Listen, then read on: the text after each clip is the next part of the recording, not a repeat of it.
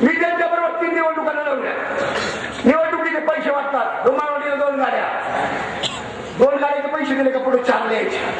रामगावला 5 गाड्या, पुढे जायचे.